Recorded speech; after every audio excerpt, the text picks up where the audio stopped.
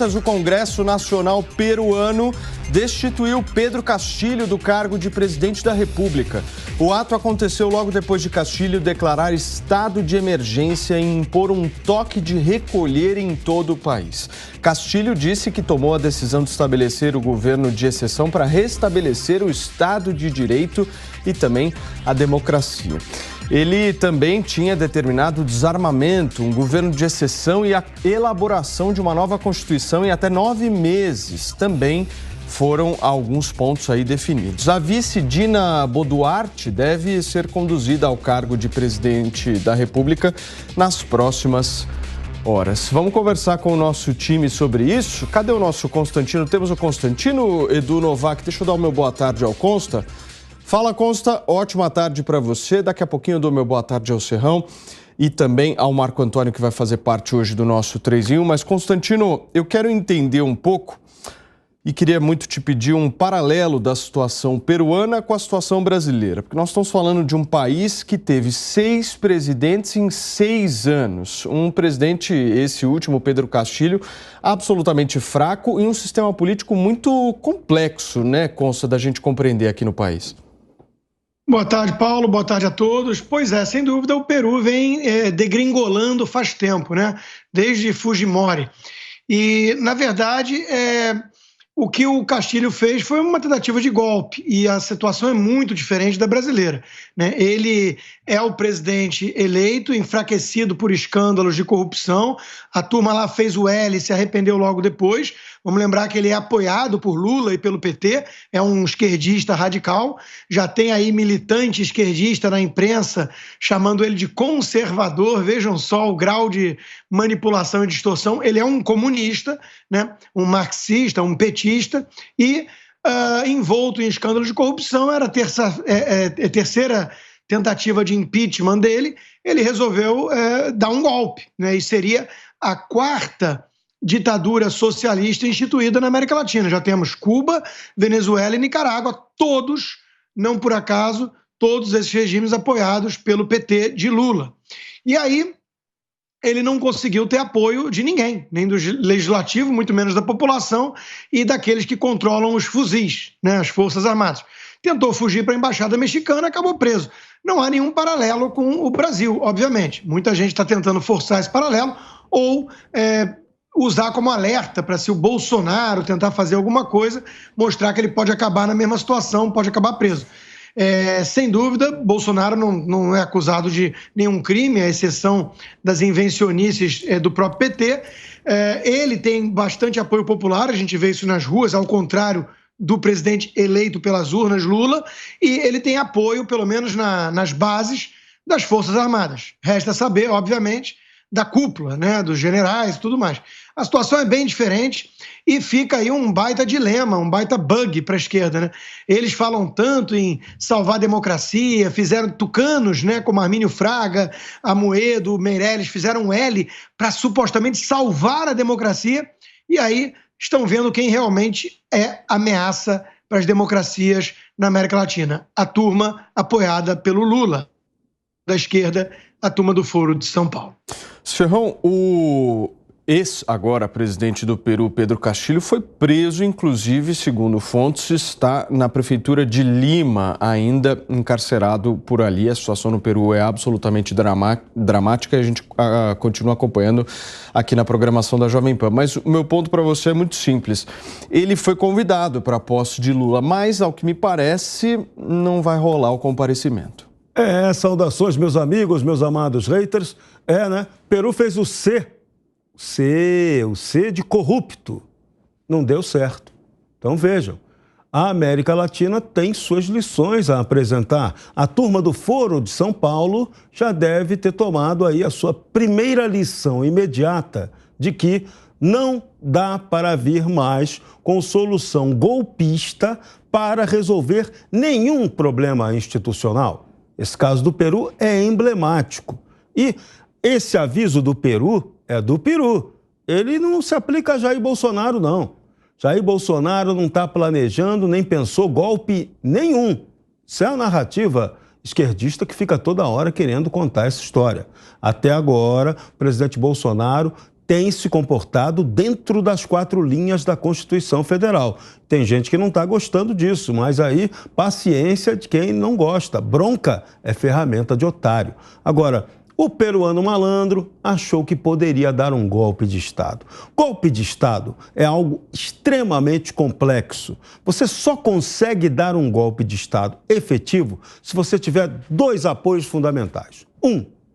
Força Armada. Força Armada é fundamental para te ajudar no movimento golpista. Mas, se você não tiver o segundo elemento, que vai cohonestar o golpe de Estado, que é o legislativo.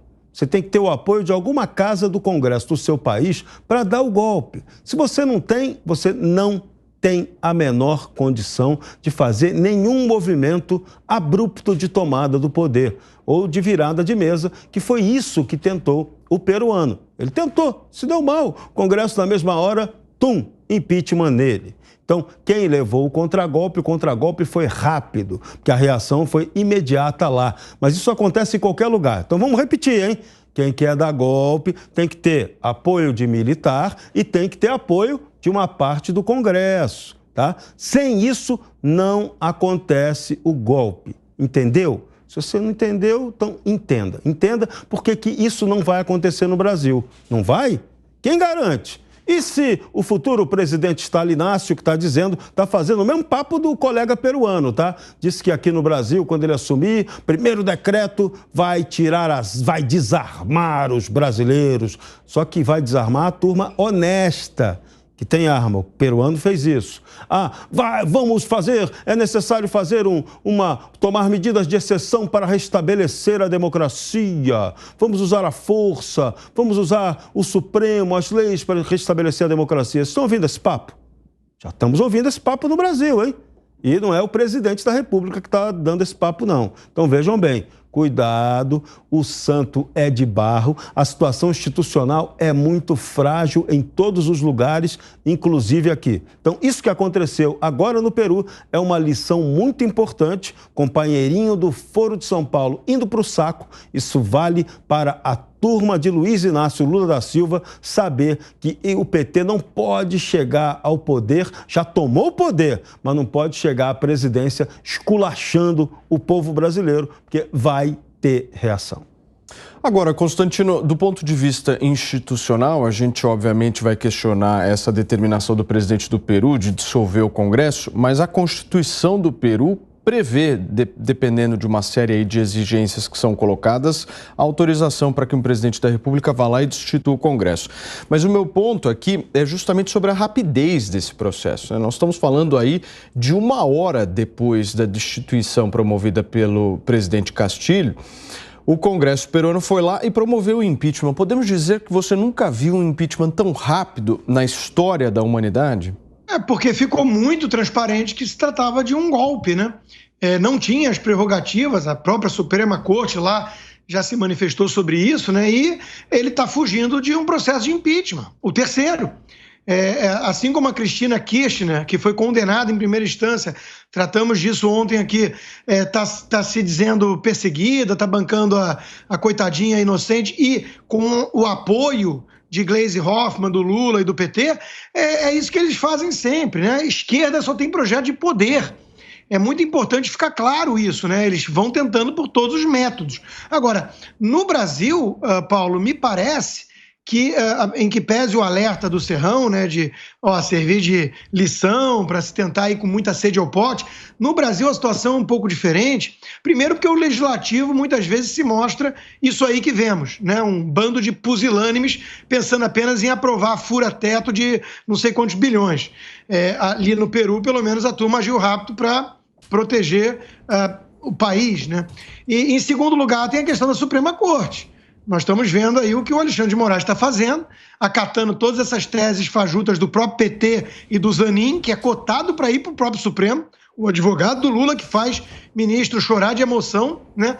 Prepararam toda uma narrativa de que existe um gabinete do ódio, de desinformação bolsonarista, e estão querendo processo criminal contra eles, e blá, blá, blá.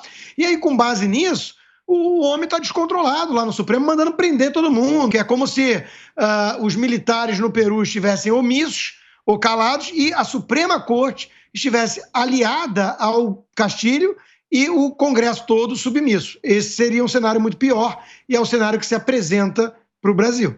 Muito bem, senhores, temos aqui de volta ao nosso 3 em 1, Marco Antônio Moreira da Costa. Seja muito bem-vindo, Marco, novamente ao nosso programa. A gente estava aqui conversando justamente sobre esse paralelo entre a situação do Peru e a situação brasileira. Eu quero um comentário seu.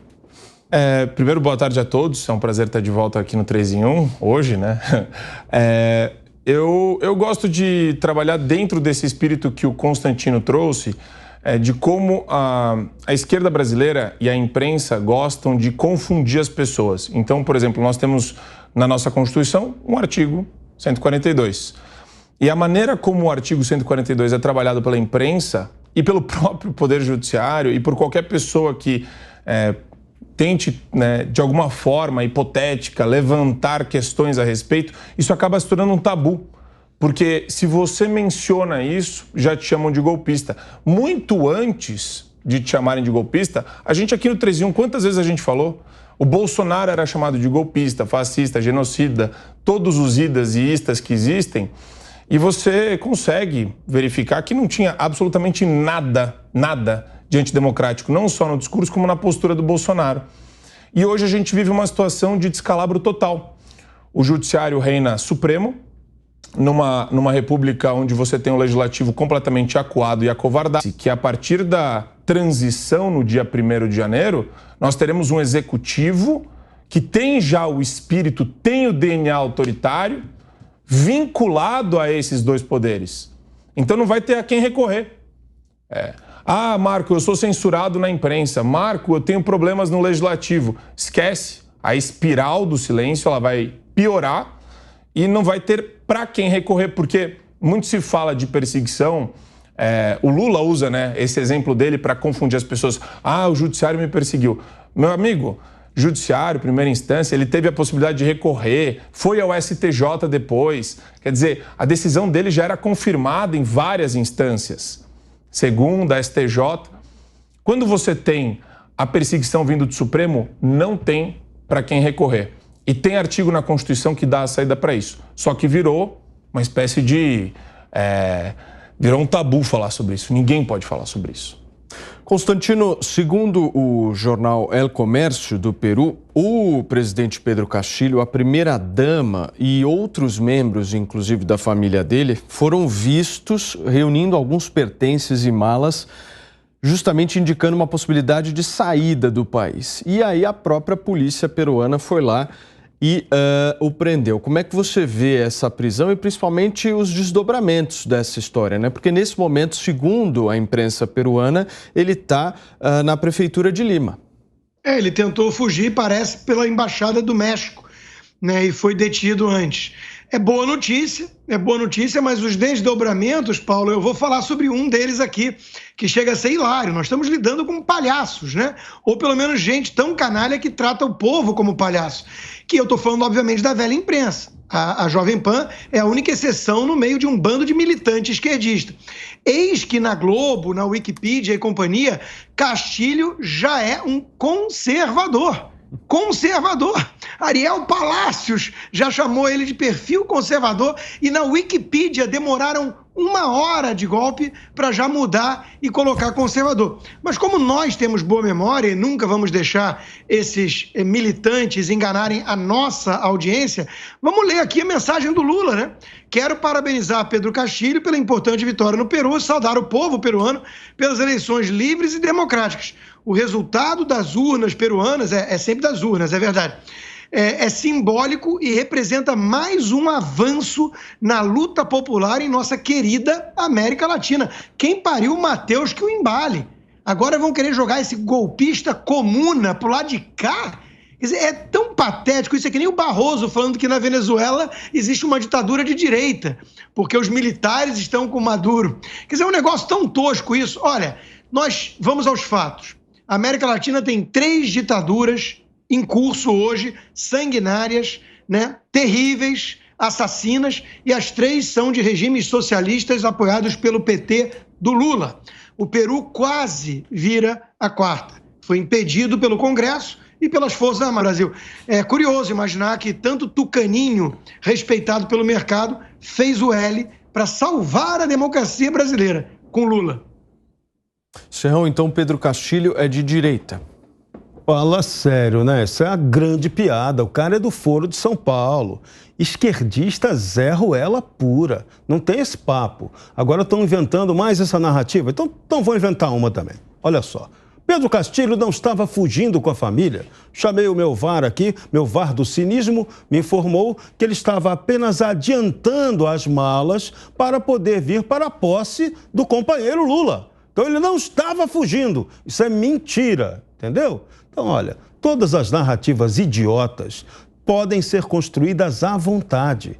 É que a nossa opinião pública não tem, está ficando esperta, não tem mais essa incapacidade de compreender quando estão tentando enganá-la. Essa nova mentira que está sendo urdida agora para dizer que o peruano que deu o golpe lá é o conservador, para estabelecer a mesma simetria de que o conservador Jair Bolsonaro também está urdindo um golpe aqui no Brasil, isso é ridículo. Parem com essa palhaçada, tá? Vamos repetir aqui, deixar claro, Jair Bolsonaro em nenhum momento manifestou nenhuma intenção golpista. Hoje tinha um noticiário aqui no Brasil também, dizendo que o general Heleno do GSI, em tom golpista, também foi lá prestar depoimento na Comissão de Fiscalização e Controle da Câmara dos Deputados. Para com isso, não tem tom golpista de nada, absolutamente nenhum no Brasil. Nada disso está acontecendo. O que a gente está vendo, eu repito, o golpe vem do contrário. O golpe está vindo de quem deveria impedir o golpe, de quem deveria primar pela justiça. E não é isso que está acontecendo.